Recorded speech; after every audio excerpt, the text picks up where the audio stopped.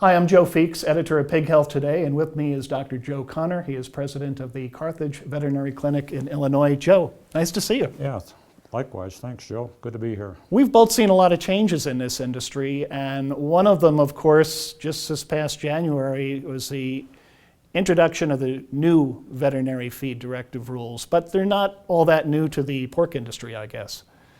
That's correct, because we've had, Joe, some antibiotics that did require VFDs prior to January 1st, 2017.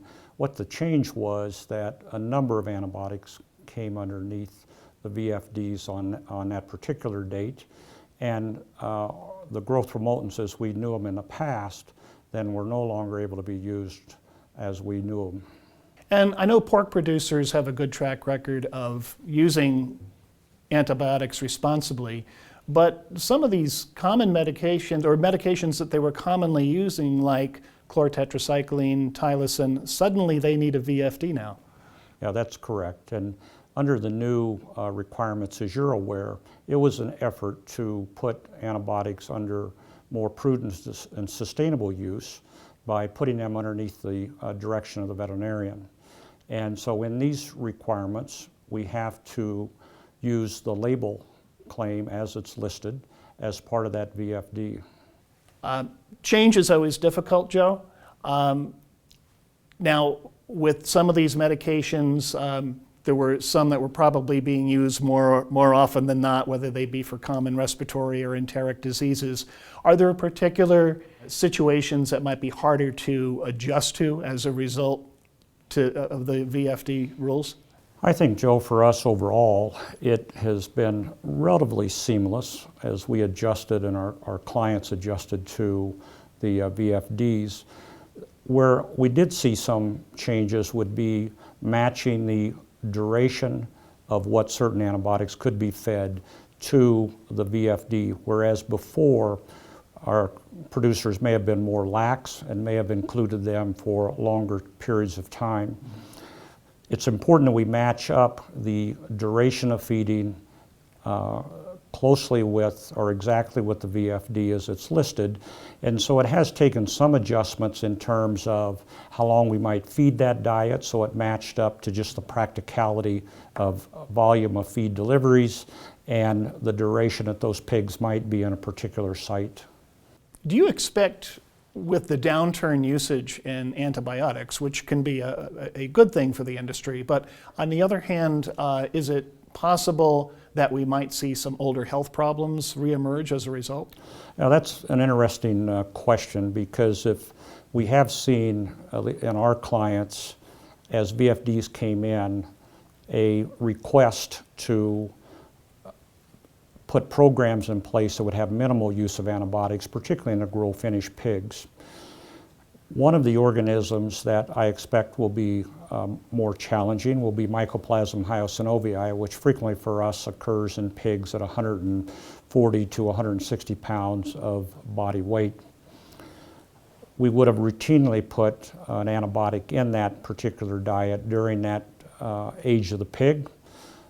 We'll find out here in the next 3 to 6 months how we're going to handle hyosinoviae today.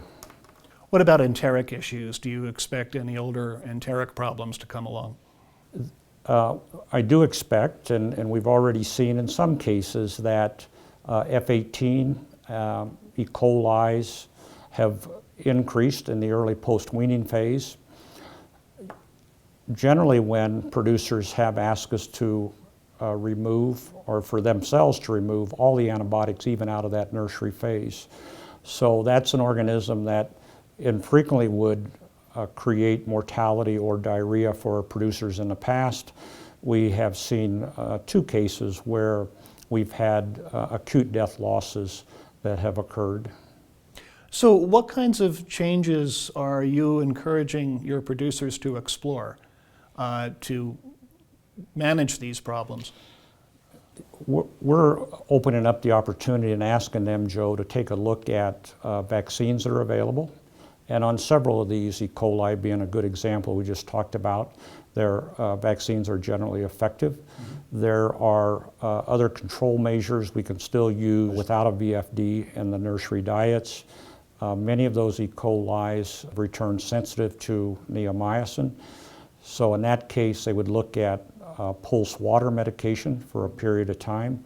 And then we've also encouraged them to review their diets. We know that there can be an influence with respect to the digestibility of a diet and then the expression of E. coli. And then we've asked them to look at intense sanitation, particularly between groups of pigs that would decrease the challenge doses. Do diagnostics become even more important under these new rules? They become more important to validate our recommendations for VFDs and for water solubles, because as you're aware, not only did many of the feed antibiotics become under VFDs, but also our water soluble antibiotics became under prescription. So the diagnostics are important for us to link the organism, the sensitivity, and with what our recommendations are. Now, we know that the antibiotics that are classified as being medically important, they no longer have performance claims for things like feed conversion and increased rate of growth. Yet there are still some feed antibiotics that are not considered medically important, bacitracin for example, that still have those claims. Do you think, is that clear to the industry? Is that something that you're still advocating?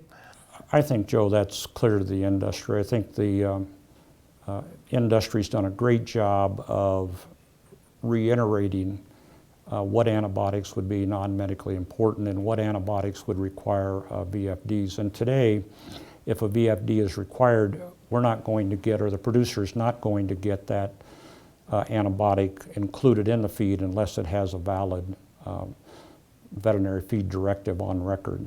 Lastly, Joe, just the other week, a major pork producer in the United States announced that they were going to be coming out with a line of antibiotic-free pork. Do you see this as a trend for the future? Early in 2016, Joe, we had a lot of inquiries from our clients about trying to fulfill that part of the market. And there were estimates published from several different sources that market might actually be about 20%. So you could see why the interest would be there with producers. So we did, and we have participated with clients in programs that are antibiotic-free. With the improved health, we're finding that we do have some flows that we'll be able to fulfill that requirement. I anticipate that we'll fairly quickly fulfill the market need for antibiotic-free pigs. And I think the programs are not necessarily standardized today, because there are programs that are antibiotic-free from weaning to market. There are programs that are antibiotic-free from conception or maybe birth to market. So we have to work through the strengths and weaknesses of both of those programs and still result in a pig that is going to give us excellent performance back to the producer. Now, years ago in the poultry industry, they had a very small percentage of producers that were producing antibiotic-free poultry. I think that went to about 12% in 2015 and may have doubled in 2016. And so now they have a multiple-tiered market. They have the conventional poultry production, they have the antibiotic-free, and then they have others that are maybe just using non-medically important antibiotics. Do you see that happening in the pork industry down the road? I do see it happening, and I think a good question we all have to see is, what is the consumer willing to pay for the difference, if it truly exists, between an antibiotic-free and a non-antibiotic-free? I think we all got to remember that producers have always been harvesting pigs that had antibiotics that were fulfilling their withdrawal times, and so this is an extension of that when we go to an antibiotic-free. The consumer pricing difference, I think, will be the really driver as to where we really end up with as a percentage of our production that we will use to fulfill that requirement.